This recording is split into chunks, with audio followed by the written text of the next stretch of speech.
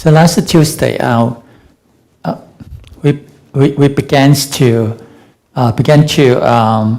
establish a mathematical model for random experiments, which consists of a sequence of independent trials, and we have established the sample space and the sigma algebra already. All right, so the third component in such a mathematical model would be the probability function.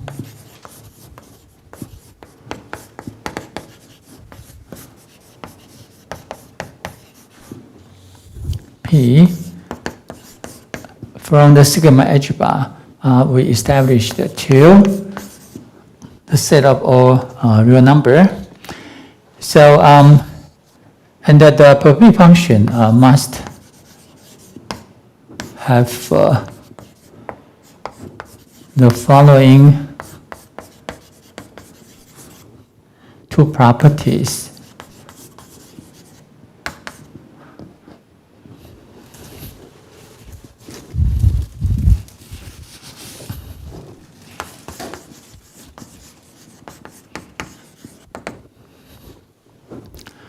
The first one is called time homogeneity.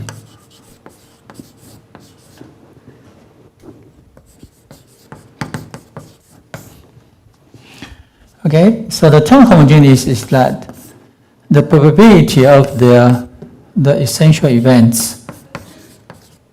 Okay, so we define E sub n of B sub 0. Here, B sub 0 is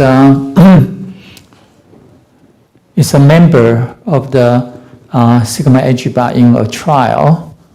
Okay, so we want that the probability function should be equal to P sub 0 and B sub 0 for all n greater than equal to 1, and for all B sub 0 in F sub 0. Okay. And remember, this event is determined by the nth trial, which just says that the outcome of the nth trial should be in B sub 0. Okay, regardless of the outcomes of all other trials. Okay, so this is, and we require that that this is reasonable, that the probability of this event, because this event depends only on the outcome of the nth trial. Okay, and because we assume that every trial will be identical. Okay, probabilistically. So every trial has the same probability model, which is described by sample space S sub 0, sigma algebra F sub 0, and a probability function P sub 0, right? All right, so that this probability should be equal to that if you execute a trial, and the outcome of a trial is in B0, then this is the probability to have B0 to occur. Right? So that this is the a reasonable assumption, and we call it time homogeneity is because that it depends on the time. Why?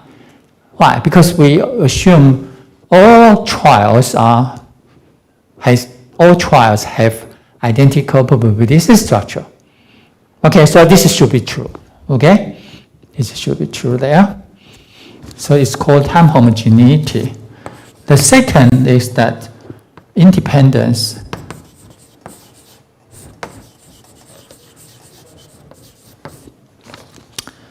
Okay, now for any k greater than 1, any time index n1, that's n2 up to n sub k, and any B1, B2, etc. up to Bk in F0, we have that the probability that the outcome of the M1's trial is in B1, and the outcome at the N2 trials X in B2, etc. up to here, En sub k and Bk.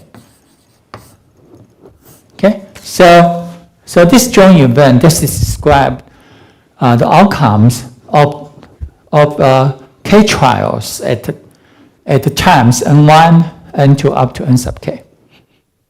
Okay, so we want so this event should equal to that the probability of En1 B1, okay, probability of En2 B2 times probability of En sub k Bk. Right? Because we are considering independent trials. Okay, so this is dependence. Okay, right. So we were think about that these events are all independent to each other, but it will be sufficient to describe in this equation because this is good for all possible k. Okay, k can be 1, 2, 3, etc. Okay, any one of them. And from the time homogeneity, we know this is P0, so we know how to compute it. P0, B2, etc. P0, B sub k.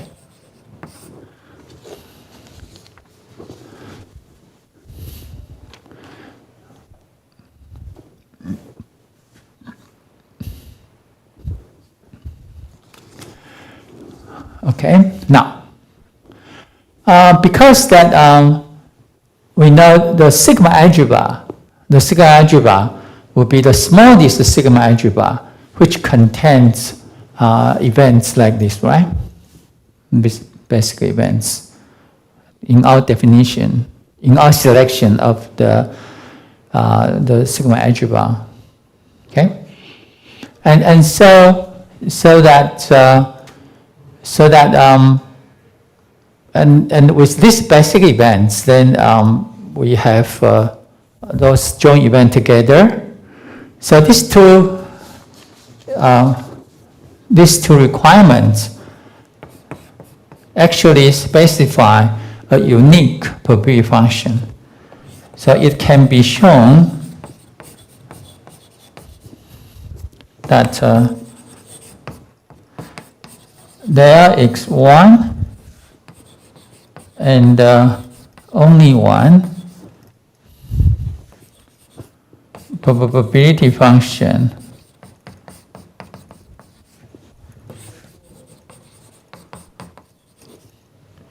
on our selected sigma algebra F satisfying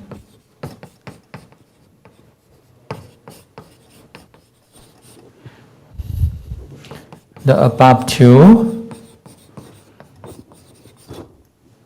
properties.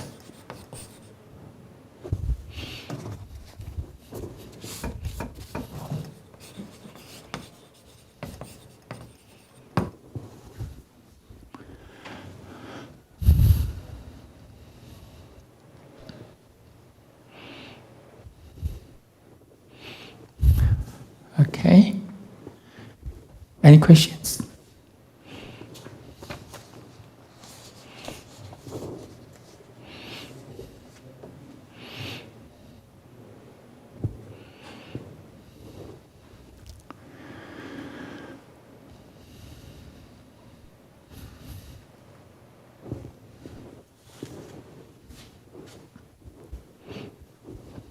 Okay, so from the specification of the probability function P, you can see that to compute probability, right, of events in the sigma algebra F, okay, you should be able to do that job from the probability function P sub 0 for a trial.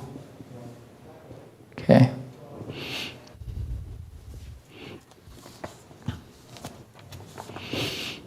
Any questions?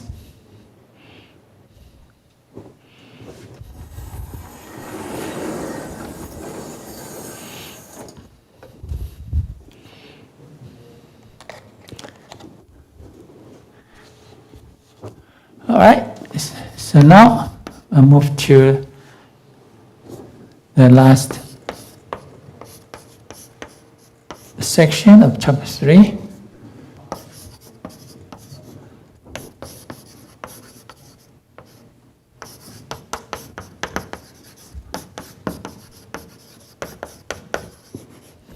Okay, so conditional probability given a fixed event F.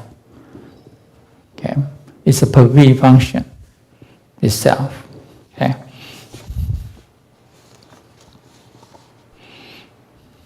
All right, so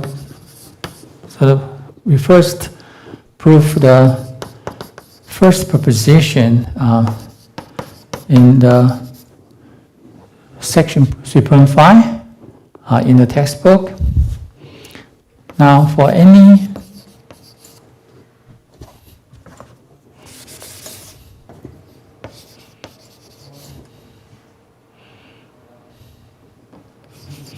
event F, okay, in the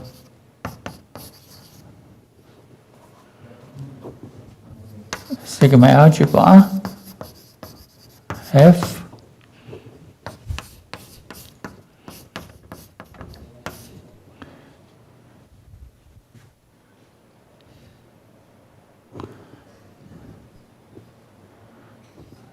defined to be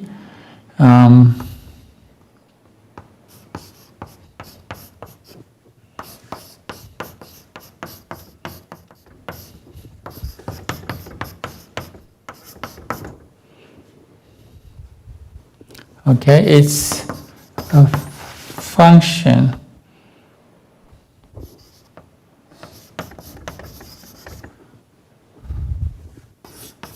from the sigma algebra F to R, which satisfy the three axioms of a probability function.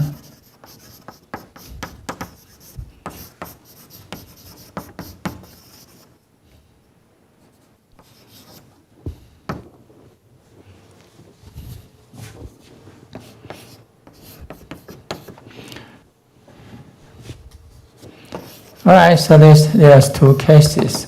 Case one, the event F has zero probability to occur. Okay, in this case,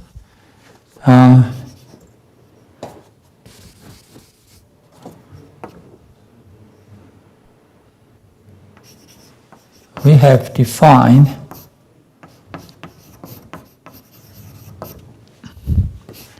PEF equal to PE for all,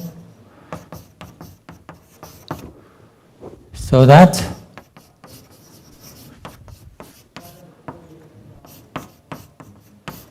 is equal to P.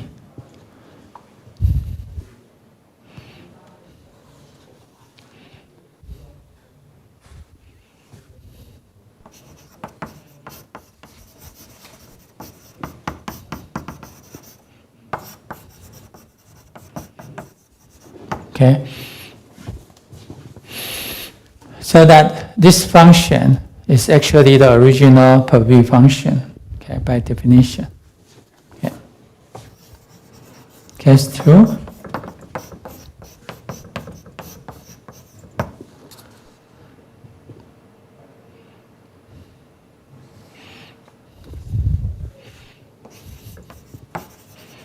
So we have defined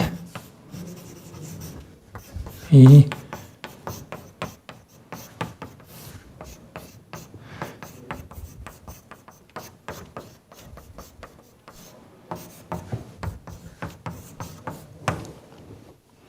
So now, first of all,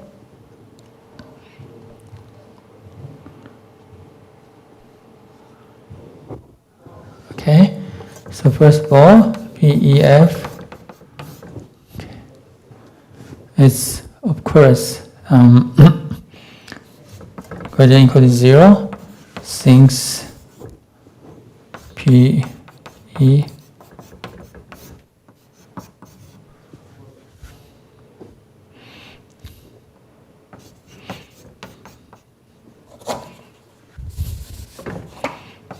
by X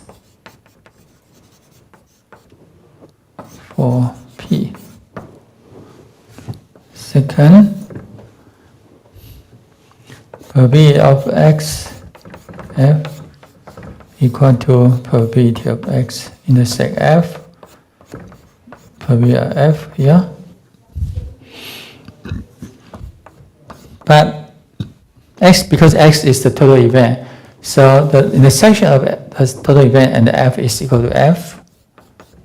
So P of F divided by P of F, which is equal to 1. Okay.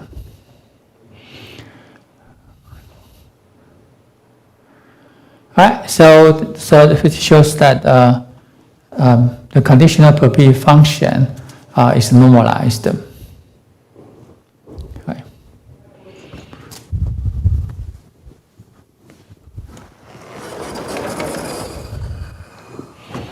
Third one, so let E1, E2 be a sequence of mutually exclusive events in F. Right. Then E1 intersect F, E2 intersect F, etc. is a sequence of mutually exclusive events in F. Okay. All right, and so by the countable additivity of the original probability functions, so we have probability of the union, disjoint union,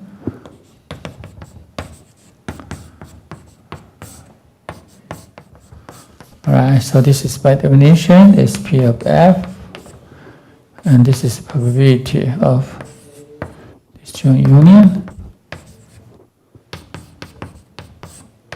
intersect F. Yeah. Right. So now, by the distributive law of intersection to the union, this is become 2.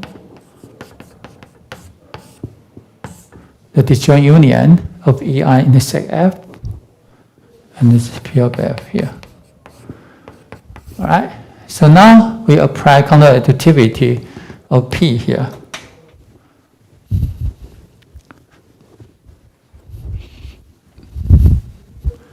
So the counterweight of P, this one, is applied to here. You get summation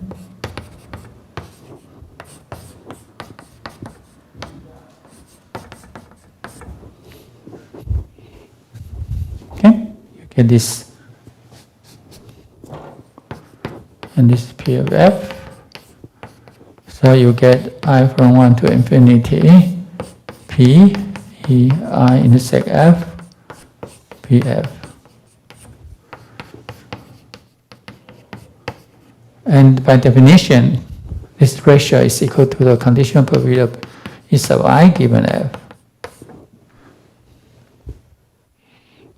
Okay, so you start it with here. So that this is proof that P dot given F has countable additivity.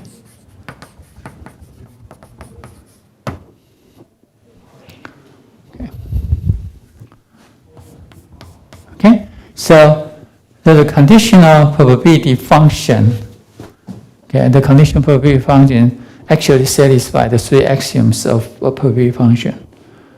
Okay.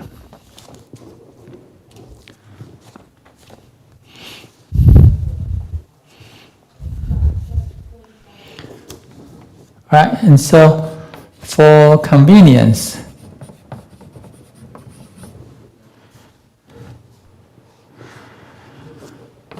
we denote P E given F as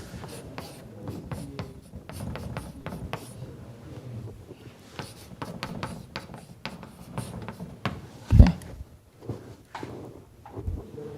And P sub F is called conditional probability function.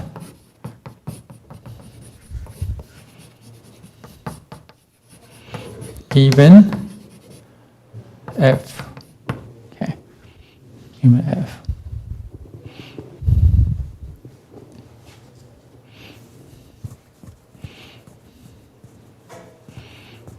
So conditional probability function is used to focus probability measure on a certain event. Okay, so it's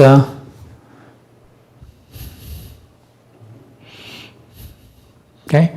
So by given an event F, then we were focusing on the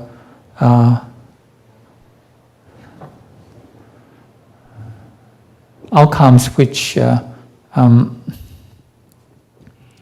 in F, so that it's a kind of localization. Okay.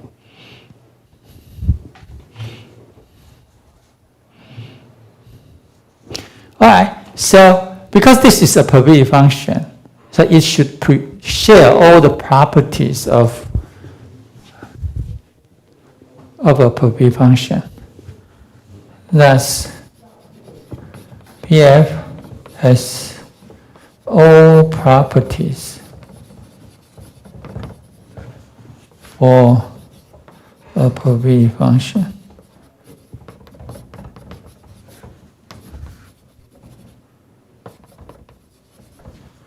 Such as propositions 2.4.1 up to 2.4.4. Okay. In section 2.4. Okay. Okay. For example, 2.4.4 is about the inclusion exclusion identities. Okay. So they have all the properties you have.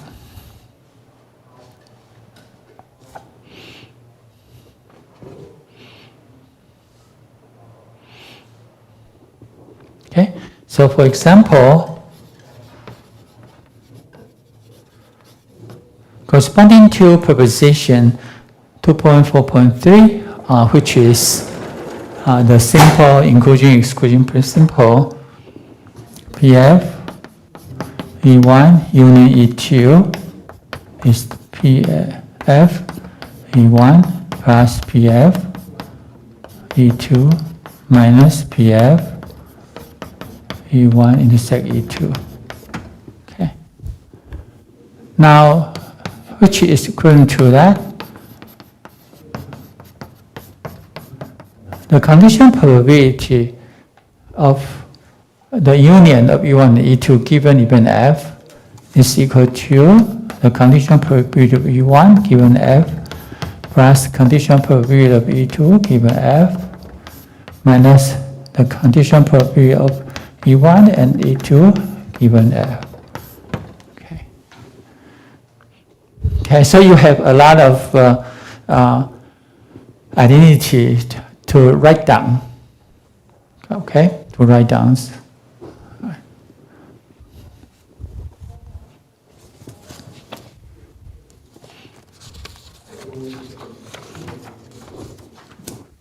Any questions?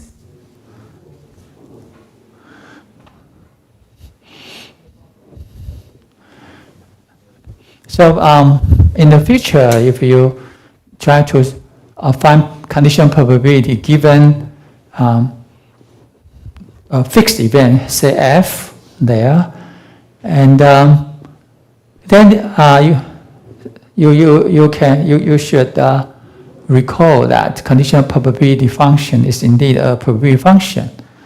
All right, so everything you learned from a probability function can be applied to conditional probability functions, giving a fixed event. You should notice that the given event should be fixed.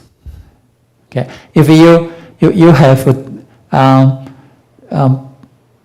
conditional probability given different events, okay, then they are corresponding to different probability functions. Okay, so if f changed, then p sub f will be changed. They are different probability functions. Okay, but everyone is a probability function. Everyone is a probability function.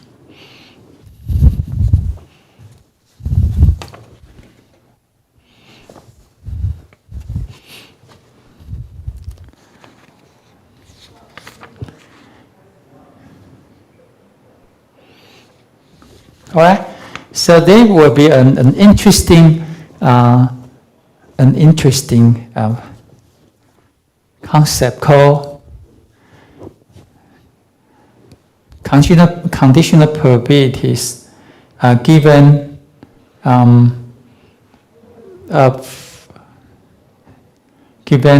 event. Okay, so now for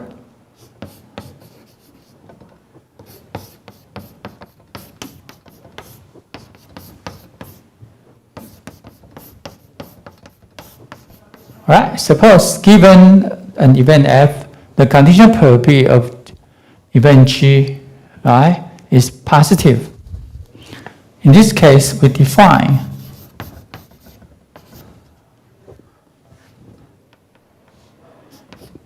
the conditional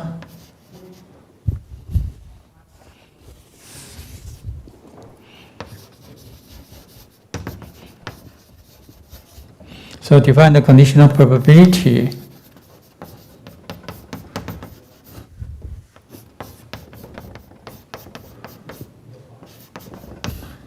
by here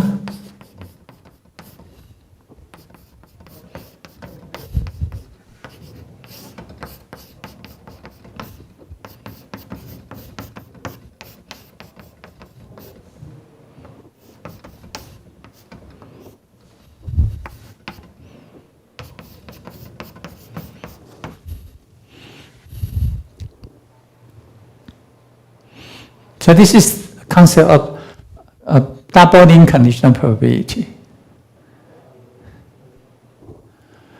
Okay?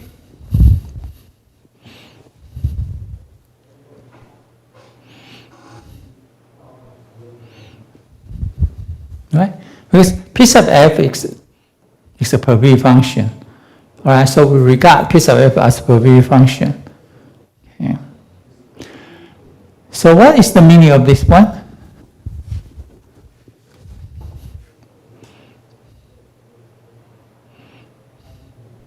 It is the conditional probability of the conditional probability of E given F given event G. Okay, so you actually, if you first given event F and then you given event G. Okay, so this is, so logically you can define the double or the second level condition probability. So you regard this is called the first level conditioning, all right, and this is the second level conditioning. Okay, you can think about it. Now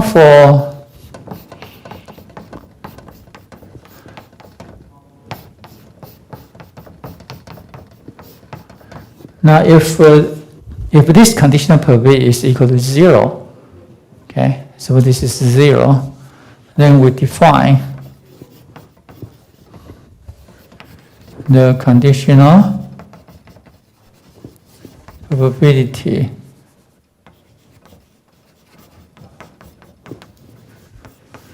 PF by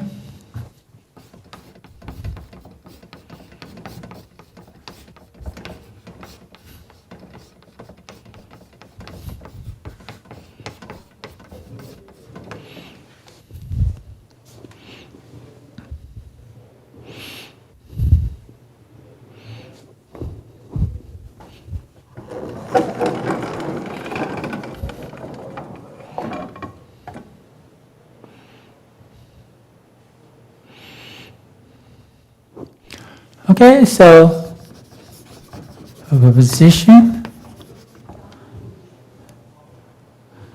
3.5.8 for any event E, F, and G, we have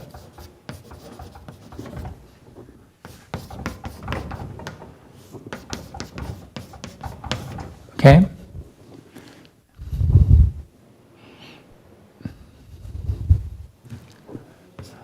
So it's equal to PF of G times PF of E given G.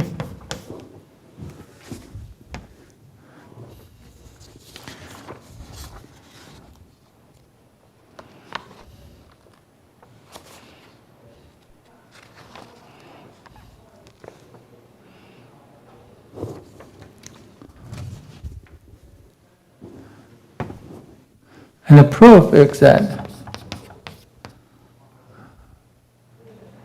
applying the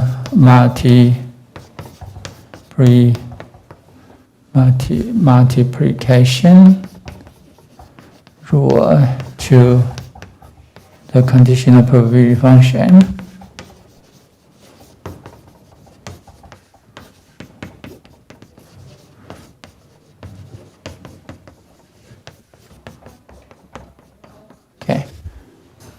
because the multiplication rule we developed in the first section of this chapter is good for every probability function. Okay, and we know conditional probability function is indeed a probability function. Okay, so with this probability function, the joint event. Okay, so with this function on the joint event will be equal to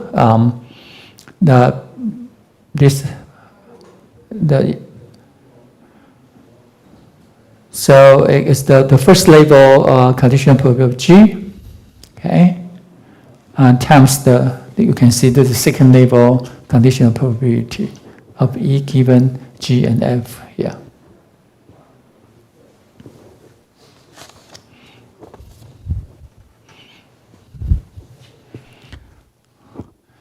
Now, to know the nature,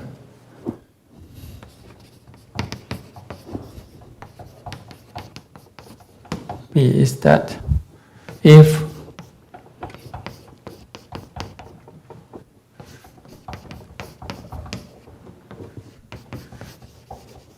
okay, right? So because every concept will be based on the original probability function P, right? So now suppose that the event F and G has non-negative joint probability, right? Suppose this is true, then there's two labels. The two label conditional probability is indeed can be expressed as the one label conditional probability. Okay, so this two label conditional probability is actually the conditional probability of event E given G and F occur simultaneously. All right, given G and F, because this is the first label condition and this is the second label conditioning. All right, so you given F and then you given G and find the conditional probability of E. Okay, so you see here, you have this, and so this is, you can see here, this is G intersect F of E, and this is, and so by symmetry, you can write this way. So you can see that the second label conditioning, the two-layer conditioning has a symmetry. Okay, so this expression is that you condition F first and then condition G second. Alternatively, you can condition G first and then condition the event F secondly. Okay, and so that you give this quite natural way here.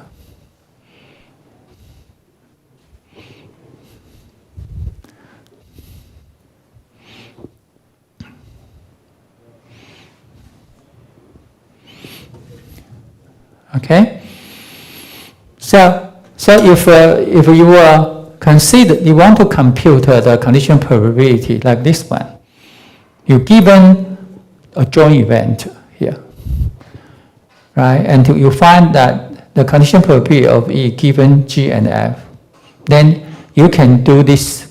You can compute this probability in two steps. First of all, you create the conditional probability function P of F, or you create a conditional probability function given G, either way, right?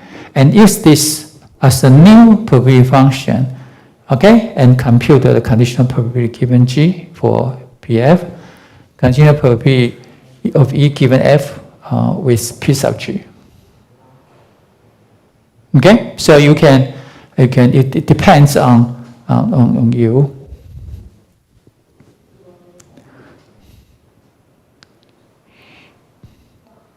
Of course, if you are able to compute this conditional probability, then you can do it directly. Okay, if this is easier to do that.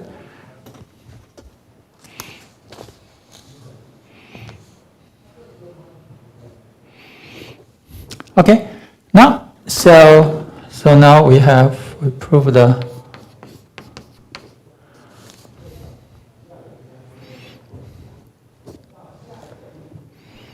things. F contained in F and contained in G. So probability of F, which is greater than or equal to probability of F intersect G, and probability of G, which is greater than PF intersect G, greater than 0. So when the joint probability is positive, then F has positive probability, and the G has positive probability. Okay, so this is first we know that. Okay, and so now the PF of G. Okay, so P of F of G. So we have P of F of by the way, so that P of F of G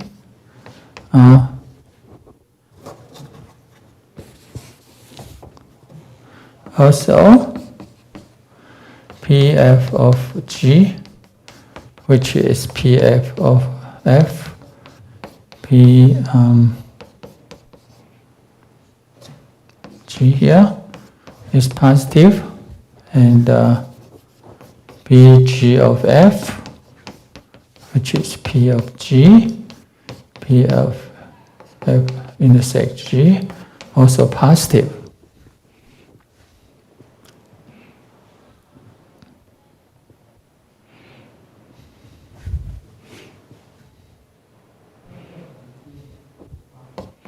Thus,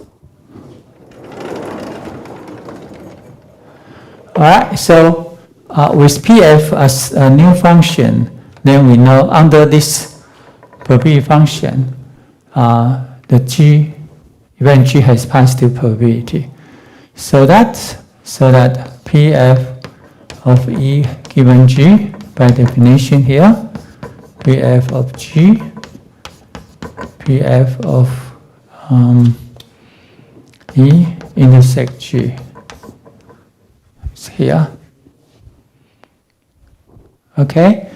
So now because the denominator is positive, so we can write it down with this one. So we need to know that this is good. And also because probability of F is, which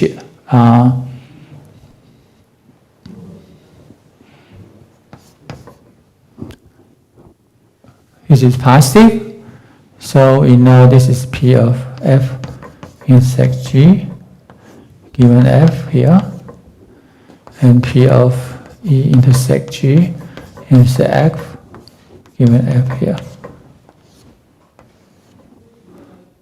Okay?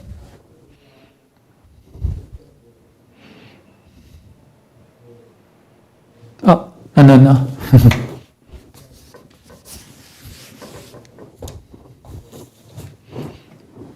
By definition, divided by Pf, and this is P of G intersect F divided by P of F. Okay?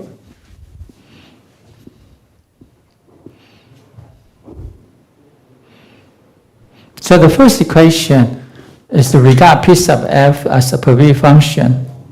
Okay? So as a probability function, and G under this probability function is positive. Okay, so now, we use the definition of conditional probability under this probability function. Okay, to have this one. And now here, because this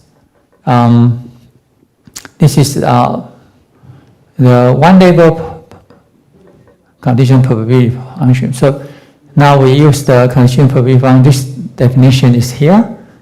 Okay, so it's this joint event joined with F, all right, divided by the probability F, and similarly we have that one. Okay.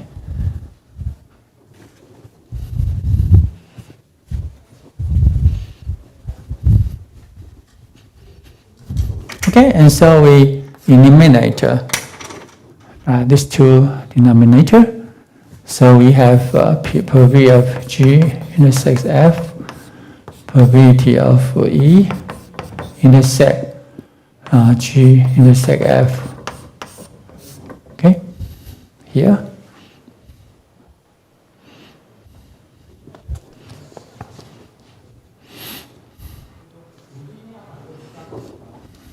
Okay, so that this, so by definition, this is the probability of E given G intersect F here.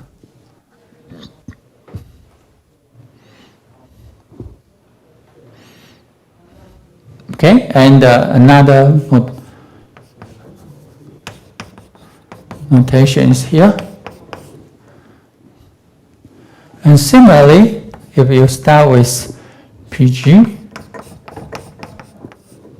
okay, if you start with that, and then we know that with this probability function P sub G, the F event has positive probability. So this is PG F. This is PG of E intersect F. Okay, and again, this is P, E intersect F, intersect G, divide the probability of G. This is probability of F intersect of G, divide probability of G here. Okay, and again, you can eliminate both of them. Okay, so that you have probability of E intersect F intersect G, probability of F intersect G here. Okay, so that this is the conditional probability of E given G and F. Okay, and this is P.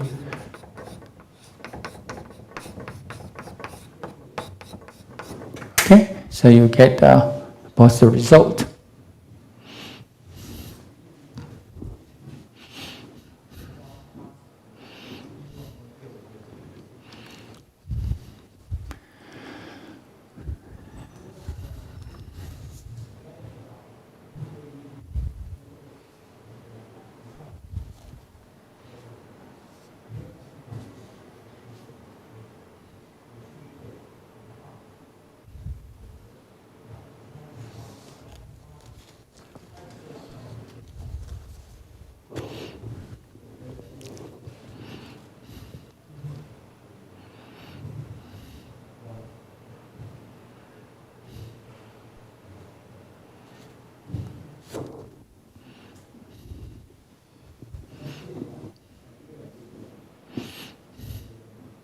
Okay, and proposition 3.5 from B, it's very important that to have this positive probability. Okay.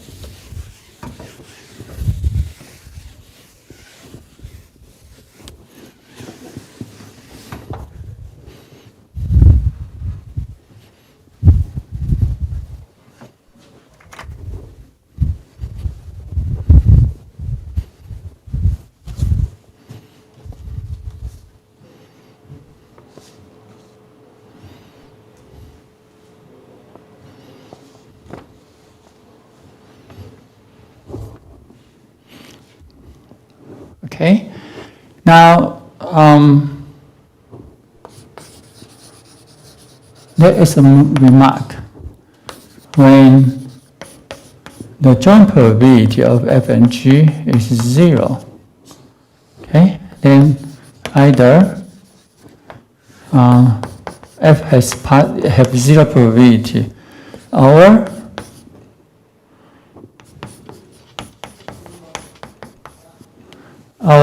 the conditional probability is 0, since by the multiplication rule,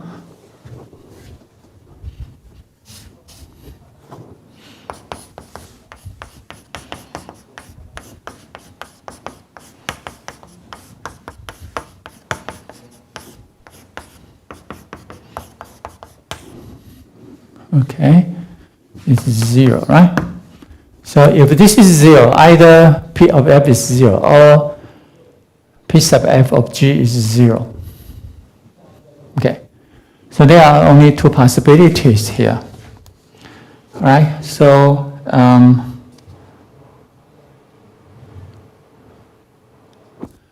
now we have case 1, that P of F is 0.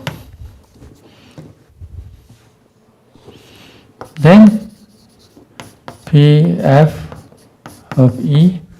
So if F has 0 probability, then we know this is P.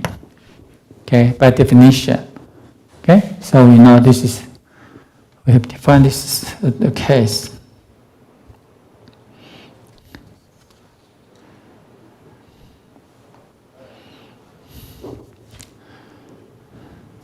Now if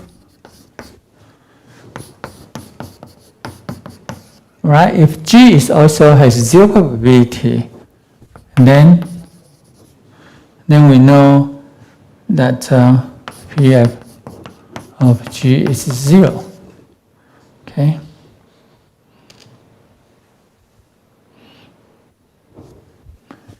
And then we know P of F, E given G. So this is the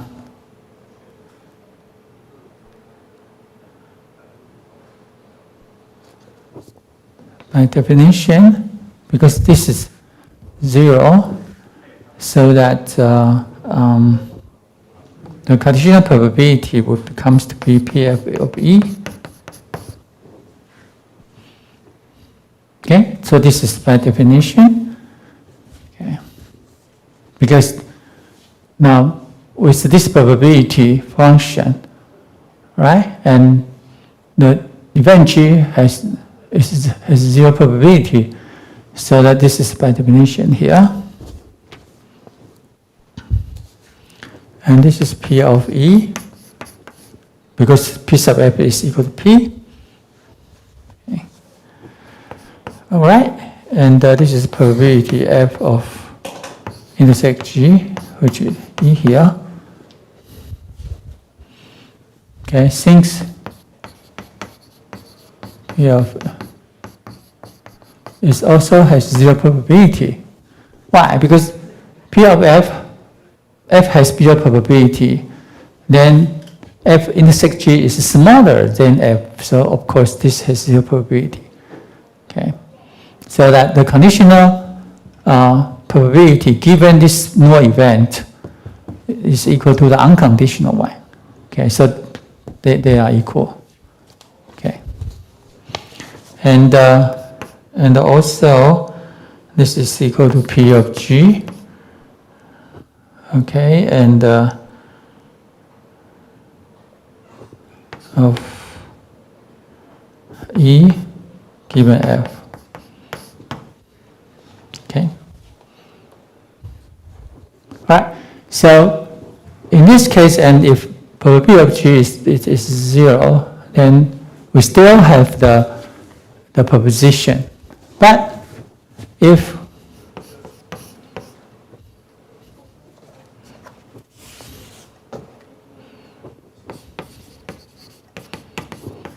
P of G is positive, then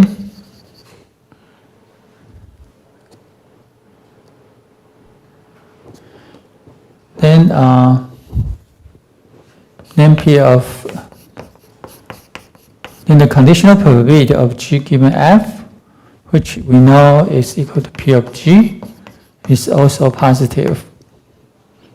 Okay, so this is positive, and then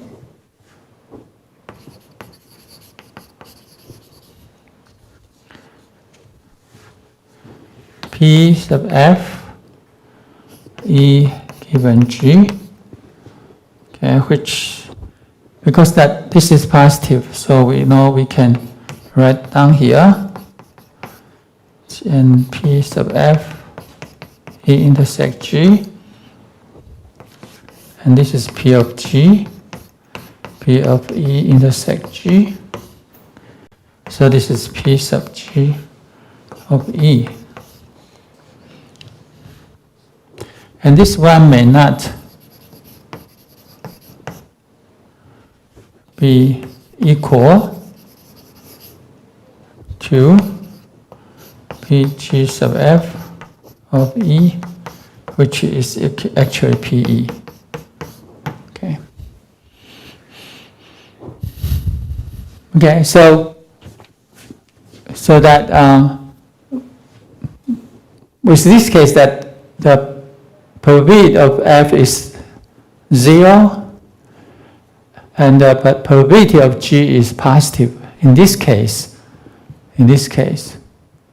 even in this case, we know that this joint probability is 0 because F has 0 probability. Now in this case proposition is 3.5.b is not true, may not be true. Okay.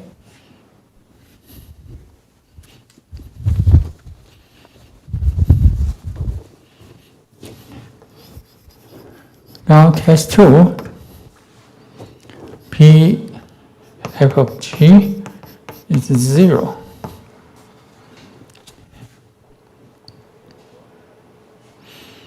Right? Now in this case, by definition, P F of E given G is P F E for all E in F. Okay. Okay. So the second level conditioning is equal to the first level only. So now if PF is equal to 0, then P F of E G, which is equal to PE,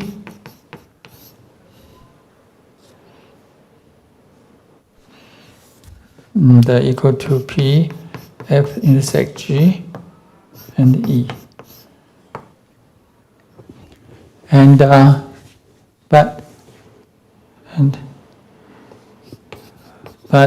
if P of F is positive, then P of F given G, we know which is P of F of E, may not be equal to the PG intersect F of E, which is equal to PE.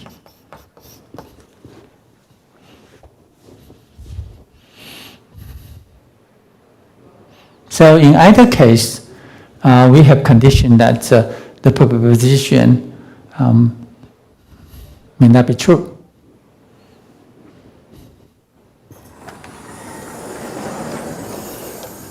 Right, so this remark justifies that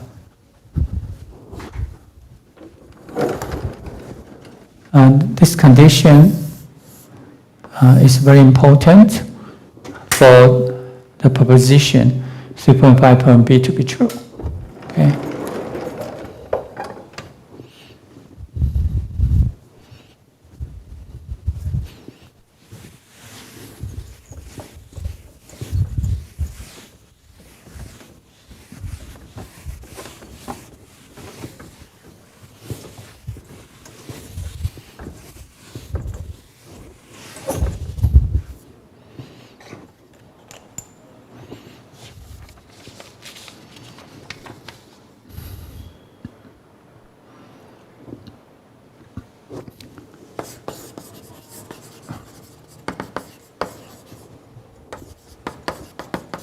Right. Now the third proposition states that if the probability of an event F is positive, then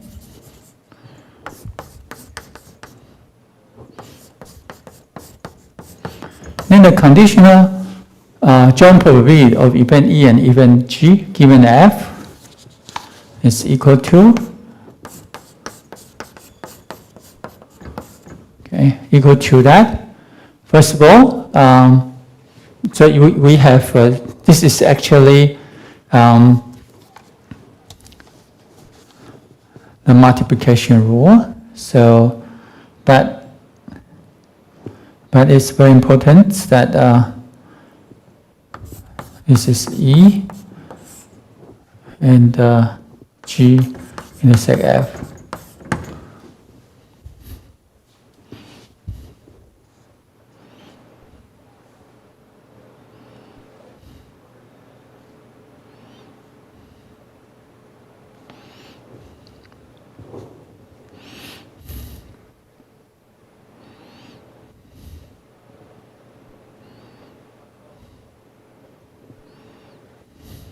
Right? We know the multiplication rule tells us that we can say by applying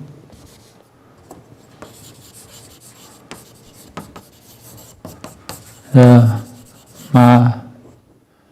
multiplication rule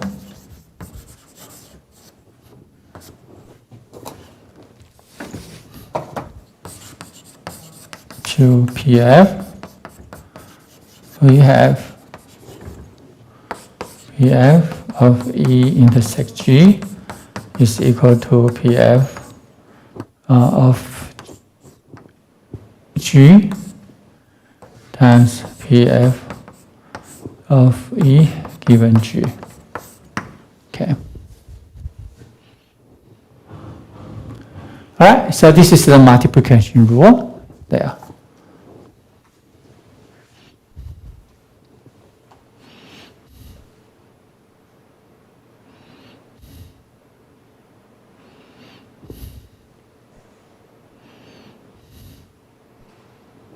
Okay, so that this is equivalent to saying that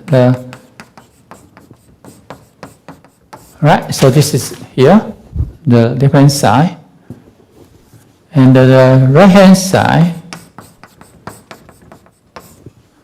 Okay, times. Now this is a two-level conditional probability. Okay. And now we recall this proposition. Okay, we call this proposition that the two-level conditional probabilities is actually equal to the one-level conditional probabilities here. Right? If this is true, right? If this is true. So if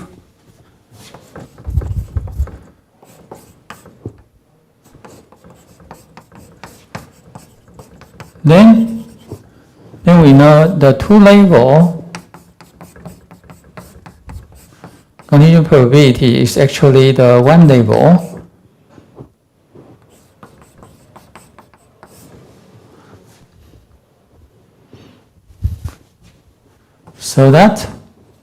so this implies that. So now we do the substitution here. So we have equal to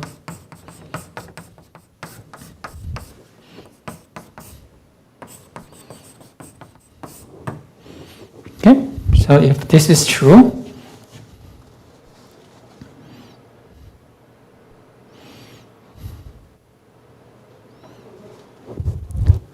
now if P of G intersect F equal to 0,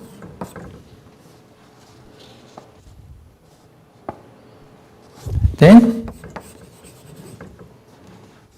probability of E intersect G given F, which is equal to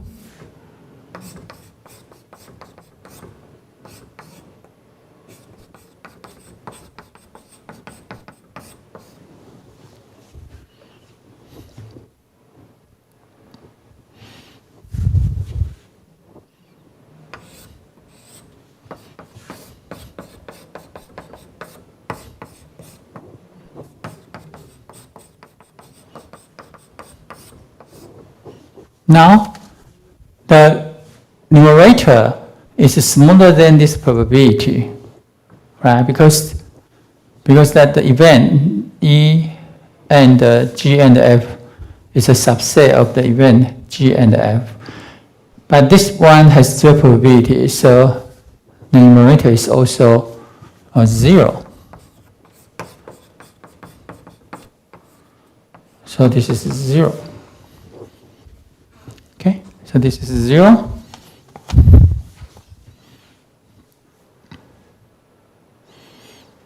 And P of, we compute that.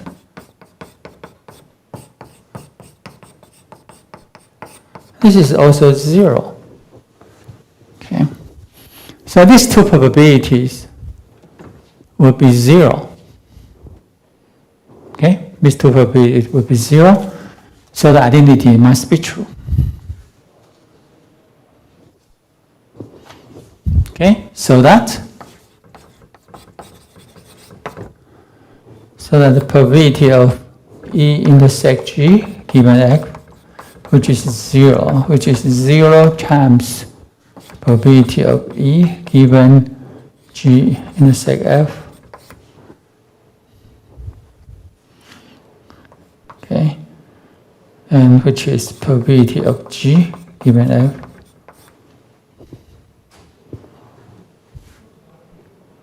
times probability of E given G and F.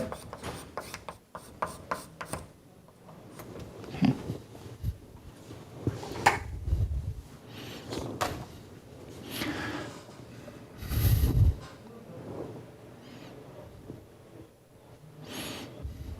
So you may be curious about why we need this, this condition.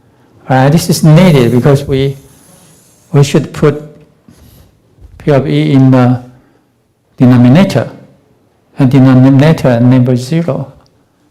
Okay, and also here.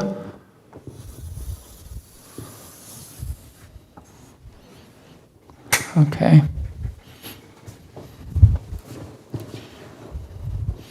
Okay, but even P of F is positive, that P of F intersect G may be positive or 0.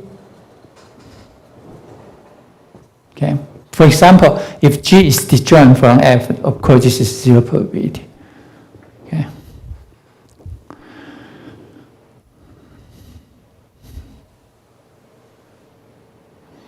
Right? So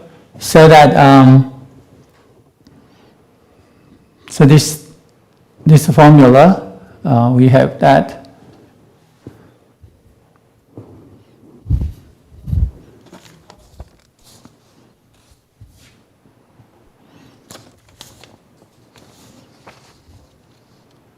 Any questions?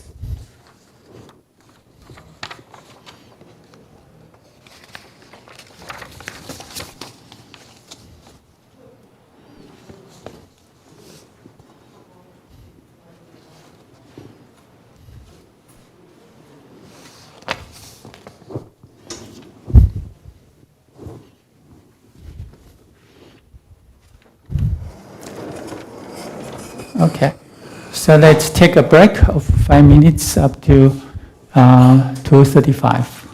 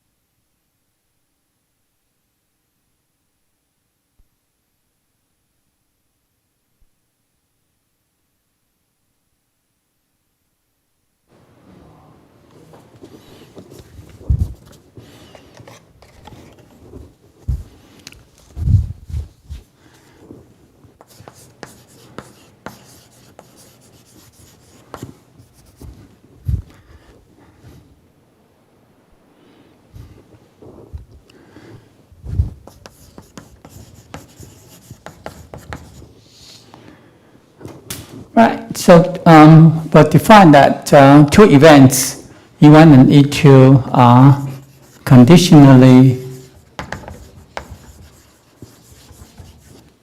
independent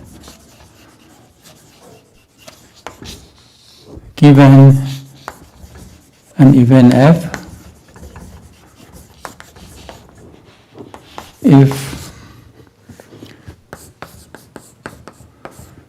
under the conditional probability major P sub F, the joint probability of E1 and E2 is equal to the product of the respective conditional probability given F.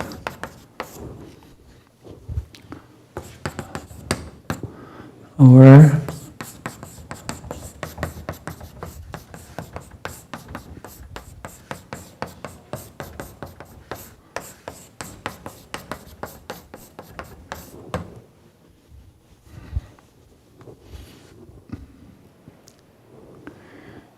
okay, so conditional independence, right, share the property of independence.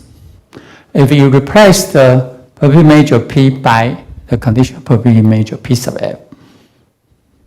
Okay. All right, so all the concepts we developed in section 3.4, because we have listed several properties about independence among events. Right? So we define independence of a finite number of events. Okay, and we give a system of identities.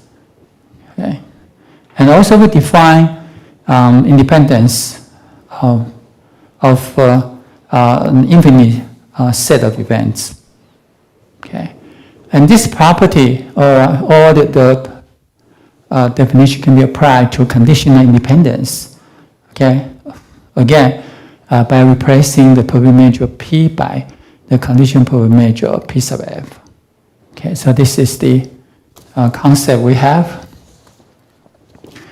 Now, so we developed a couple of properties about conditional independence. So now if E1 and E2 are two conditionally independent events given F, then we have PF of E2 given E1 equal to PF of E1, E2, and PF of given E2 equal to PF of E1. Okay, furthermore,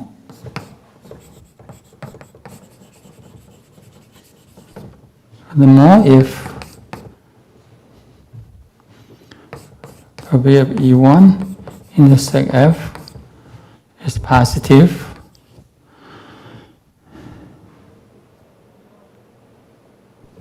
then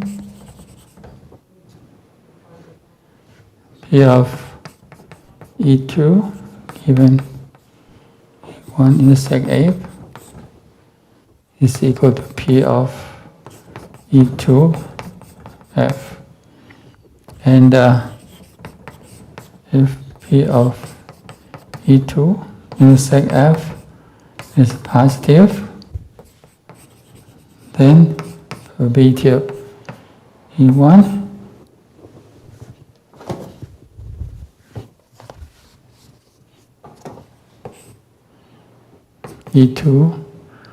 E1 given E2 intersect F is equal to probability of F.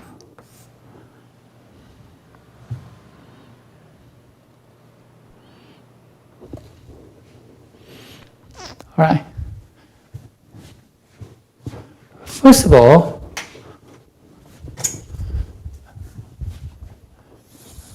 this is follow. This is by applying proposition. Let's say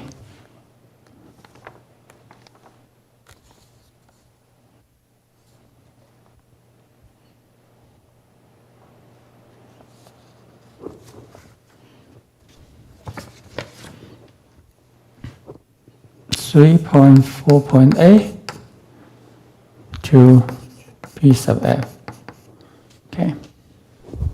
Because in proposition 3.4.a is about unconditional independence. We say that if we have two independent event E1 and E2, okay, then the conditional probability of E2 given E1 is the unconditional probability of E2, and the vice versa. Okay, so that is the proposition 3.4.8. Okay, specifically because we know P sub f, the conditional probability function, is a probability function. Okay, so they should have that one. So this is quite natural.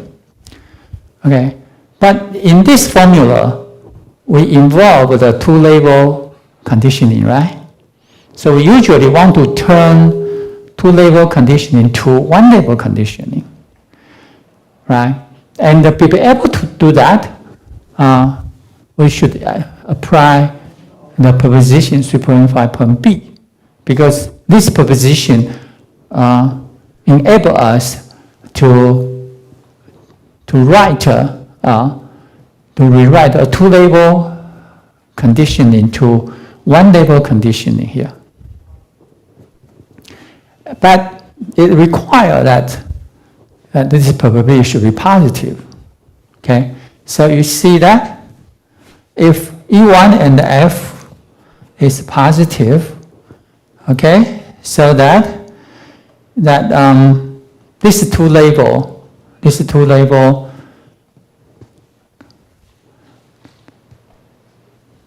conditioning goes to this one-label conditioning.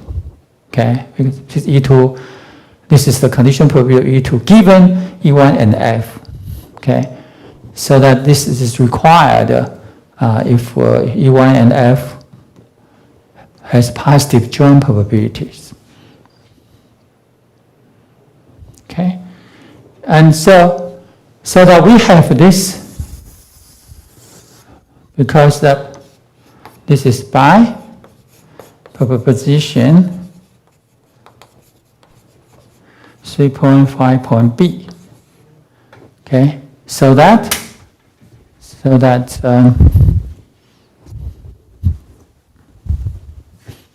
this one goes to this one.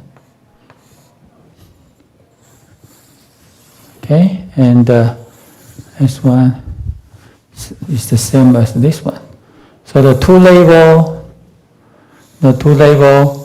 conditioning, the label conditional probability becomes to the one-label conditional probability. Okay, and this is exactly the one-label conditional probability here.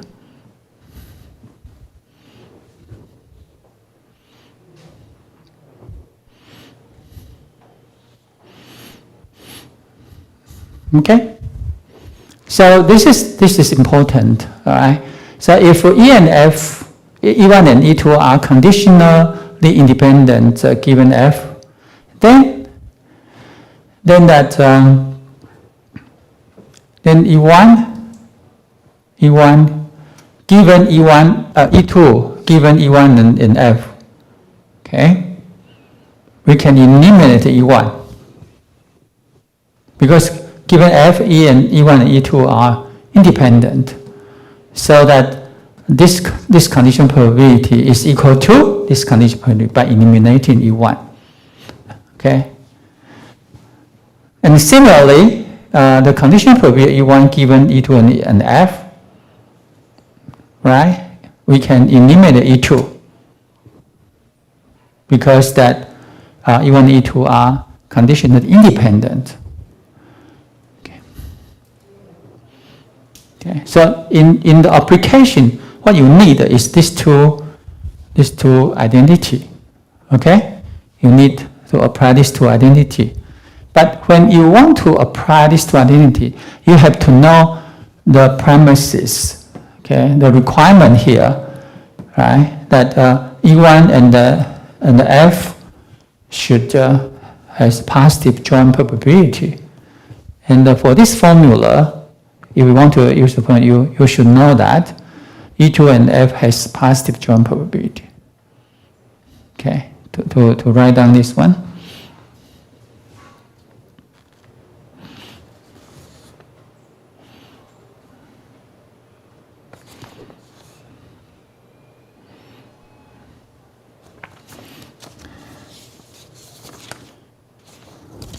Okay, so similarly.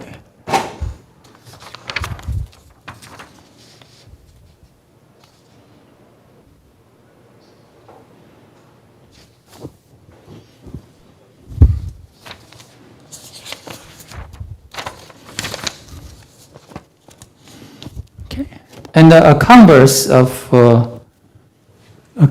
this proposition would be here.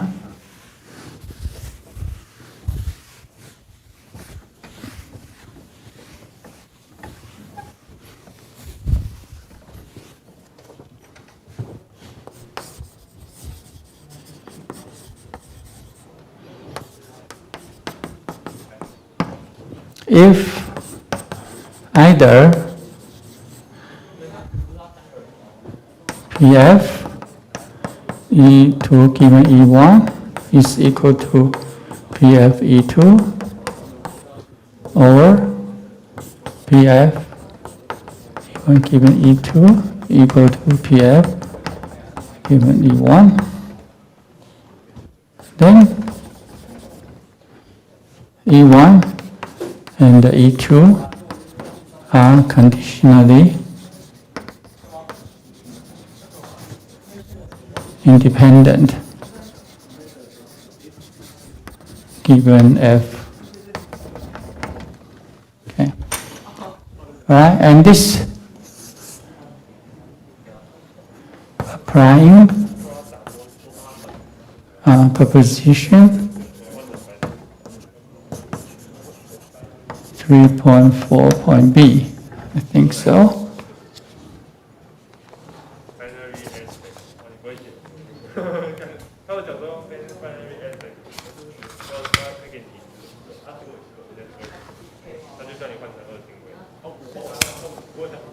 Yep. To PF. Okay.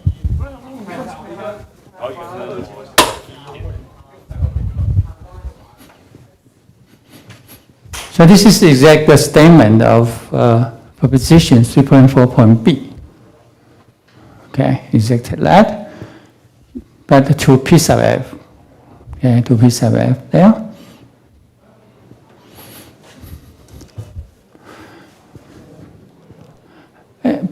But the sufficient condition involve two-label conditioning. So you have to either use the proposition 3.5.b to turn the two-label condition into one-label conditioning.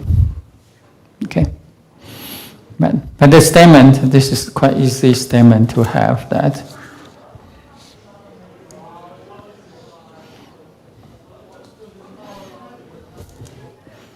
Okay, so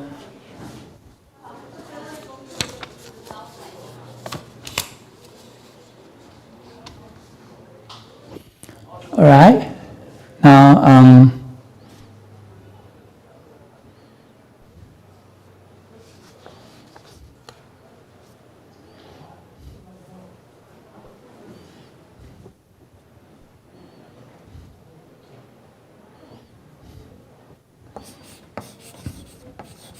the definition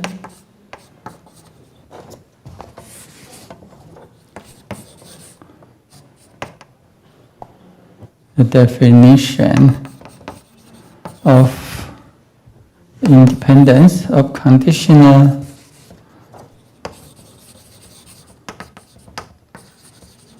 independence of a final number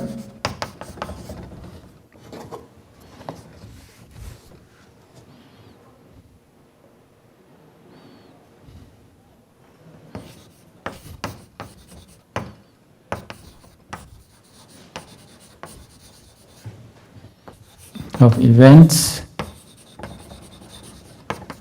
E1, E2 up to E1 given an event f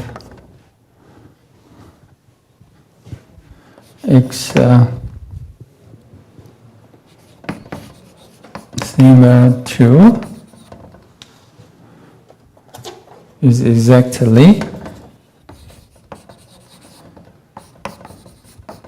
the same as that of unconditional just independence of a finite number of E1, E2 up to En by applying it to P sub f instead of P. Okay, so we have a similar number of equations, and similar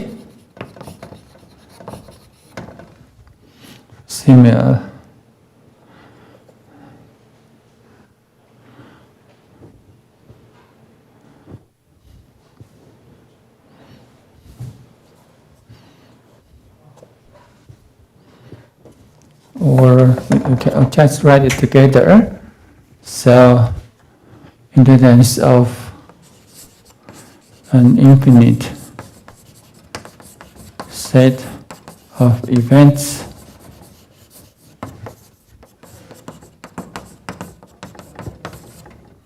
okay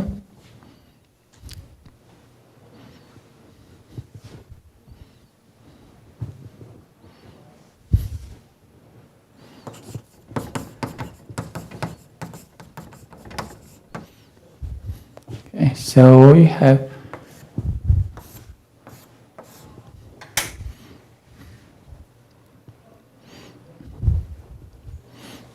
so we have a concept that a finite number of events are conditionally independent given an event f. Okay, and also we have a collection of events which is conditionally independent given event. Okay, so we were exactly the same definition, but the definition apply to the conditional probability measure of P sub f instead of P. Okay, and so that all propositions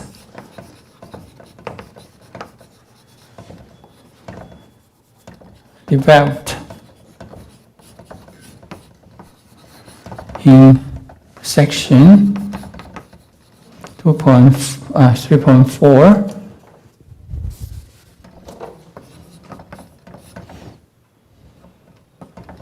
okay, can be applied to conditional independence given an event f.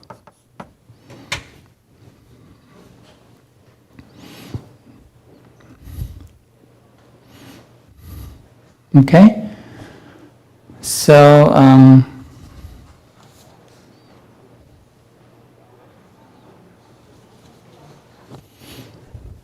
So let me address that. For example,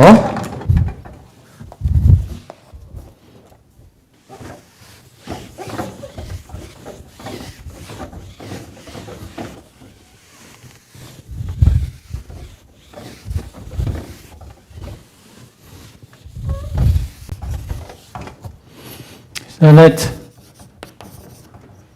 E sub I be a set of events which are conditionally independent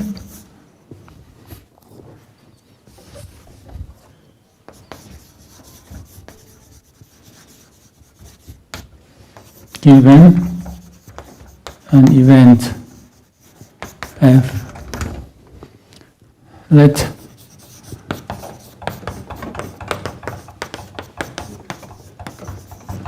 I sub j be a partition of the index ai with I sub j not the empty set for all j in I. And we let f sub j is contained in the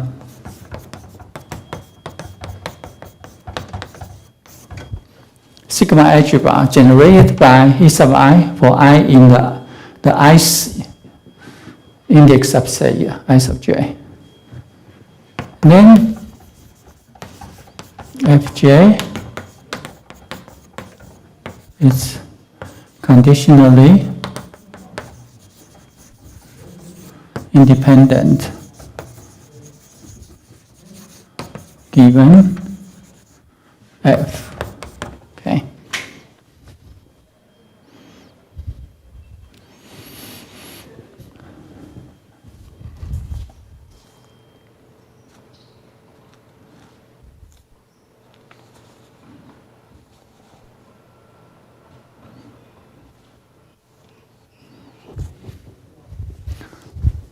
Any questions?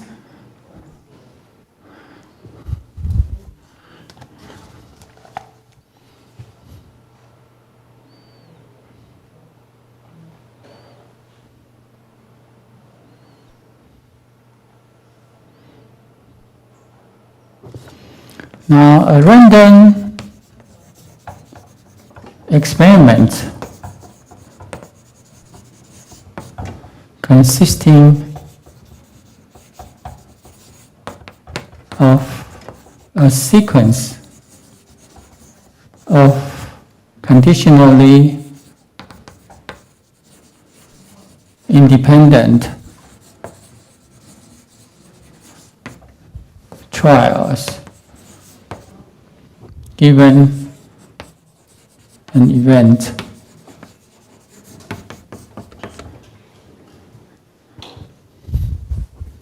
can be studied by establishing a probability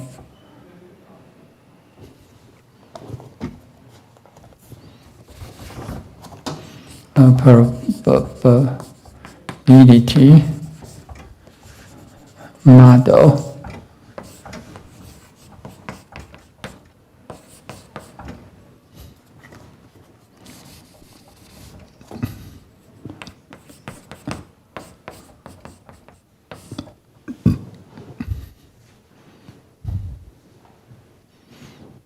According to the same procedure as we did for random experiments consisting of a sequence of unconditionally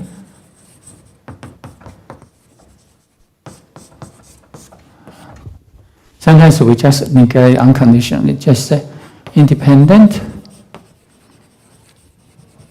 trials. Okay.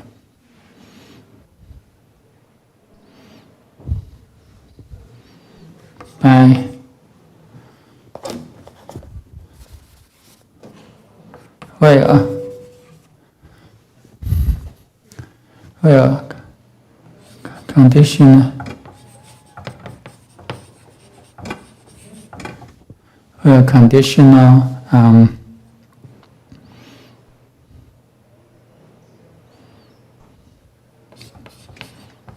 probability measure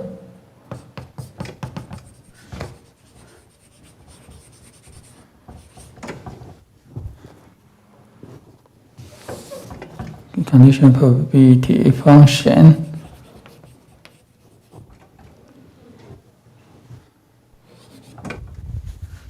P0F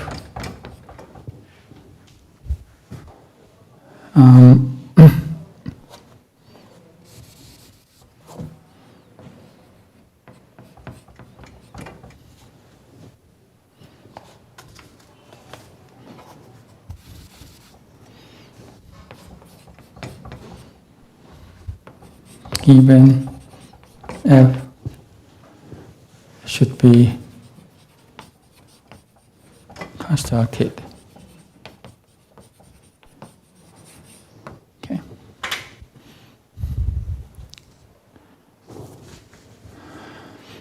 Okay. So they actually they are the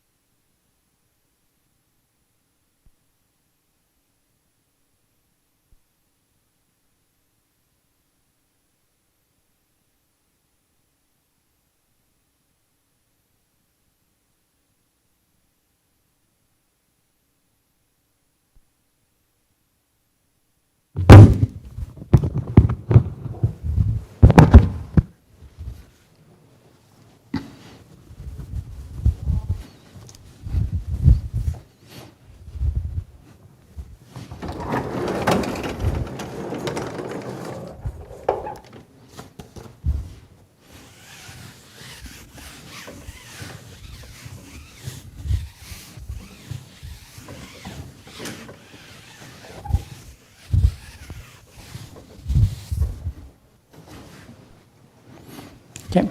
Let me take an example.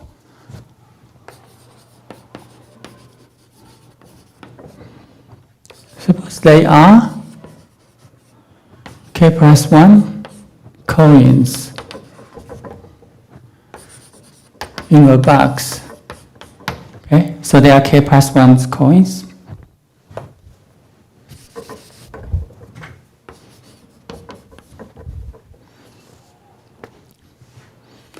When flipped, the ice coin will turn up head with probability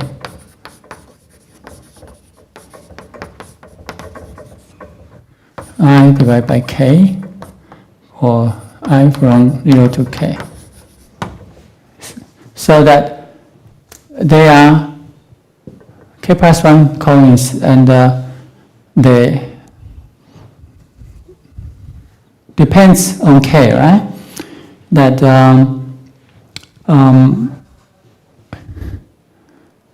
most of them are unfair coins. So, for example, the zeros coin give 0 probability to get head, which means that with 100%, when you flip the zeros coin, always the tail face up. It's very hard to make up such a coin, right? It's very, very hard, but, well, theoretically, you can think about that. And the case coin, for the case coin, with 100%, that the coin always face head with 100%. Okay, etc. So if you use different coins, then you have a different probability to get the head. Okay. So the game is like that. A coin is randomly selected, okay, from the box. And is then repeated. Right? So it then repeatedly flipped.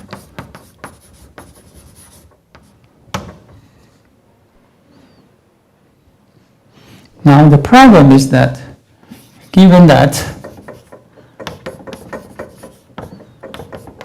the first n flips, okay, the first n flips all result in head. So what is the conditional probability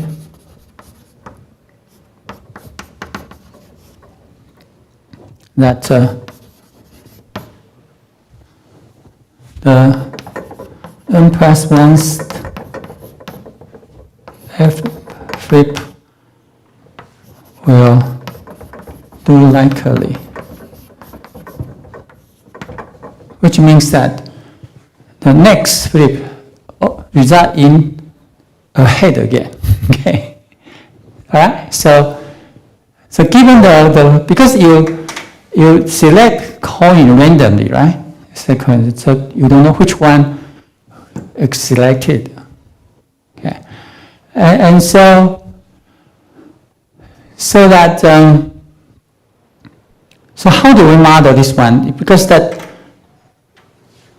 in our study of flipping coins, okay, and we many times, okay.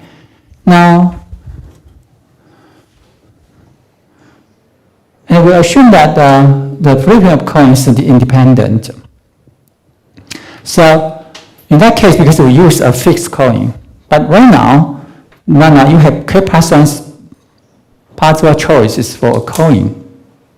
Okay, so it depends on the coin you choose, right? So a proper course is that we let f sub j be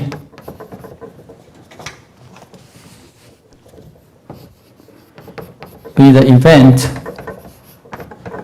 that the J's coin is selected for j from 0 to n to k. First of all, that. Okay, so that given this event,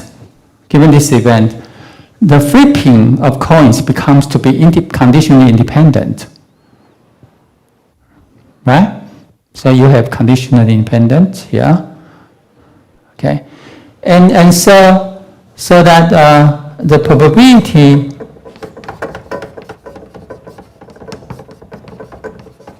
probability model x0, f0, and p fj,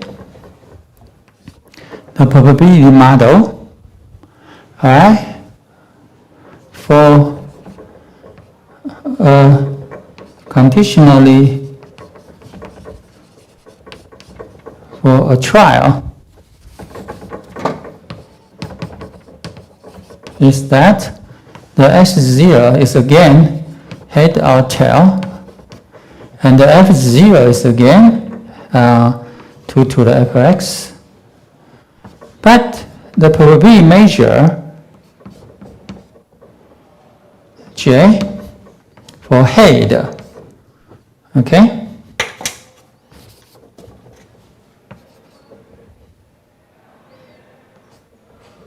Hey, singleton will be what? Will be k, j over k, and the probability measure fj of tail would be k minus j divided by k. Okay, so under this event f sub j, then the probability model for a trial, okay, will be different, especially for the probability measure here, pfj. Oh, by the way, I forgot. I should say p0, all right, fj. p0 fj.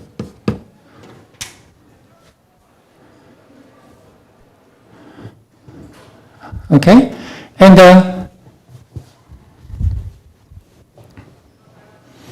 so the probability model,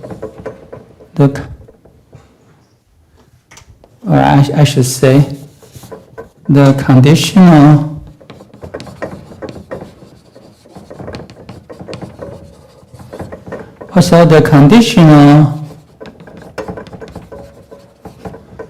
probability model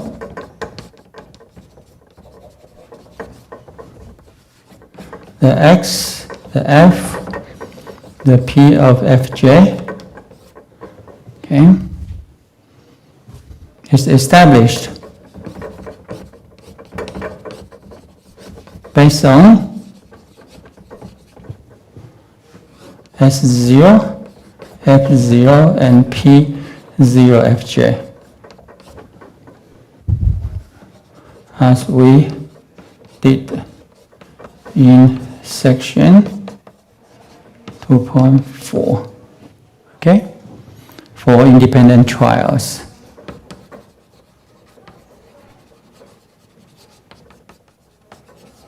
Okay.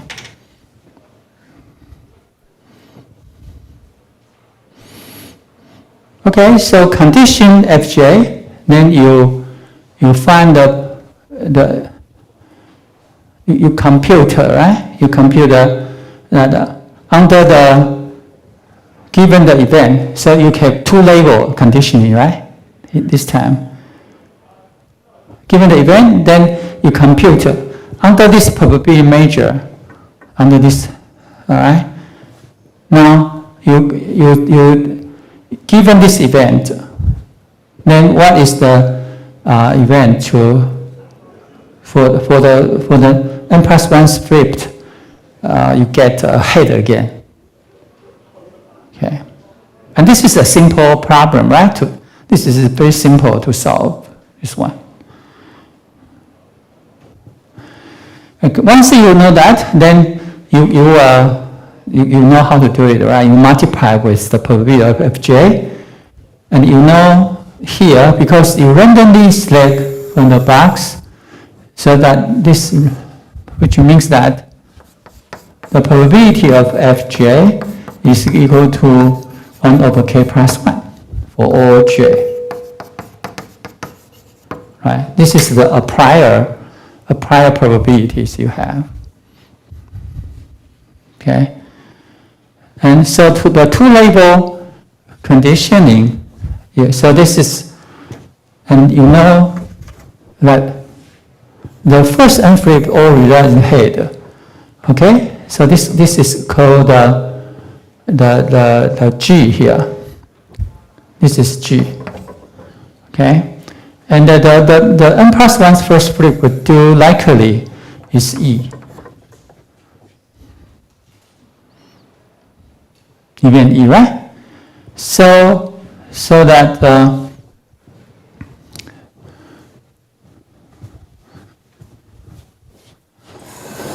so the solution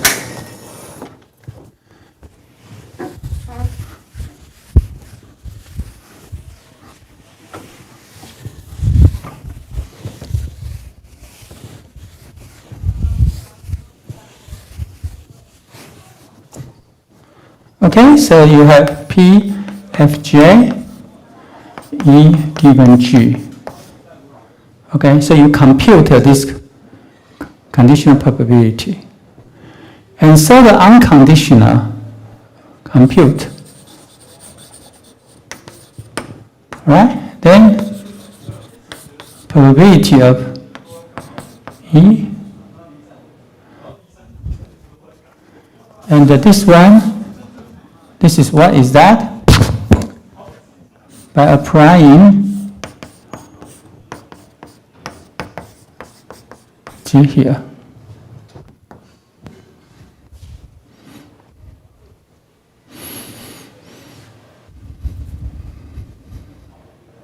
All right, so the probability of E given G is actually the summation.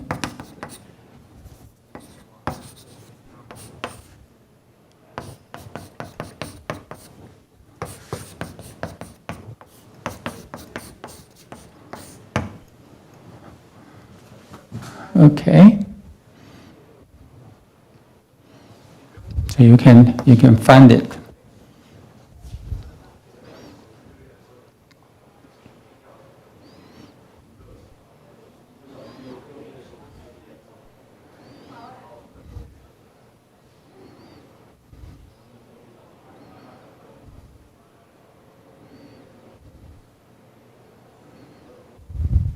Okay.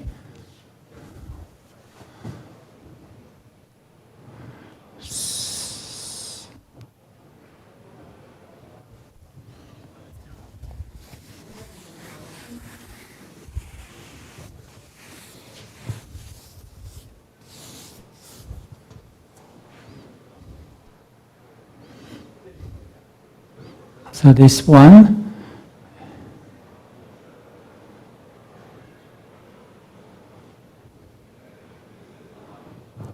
okay,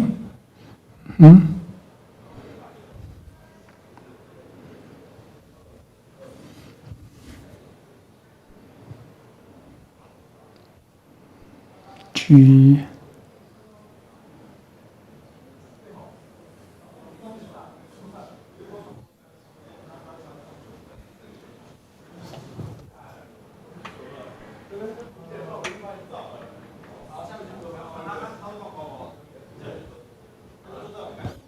Okay, so that I make a question for you to check.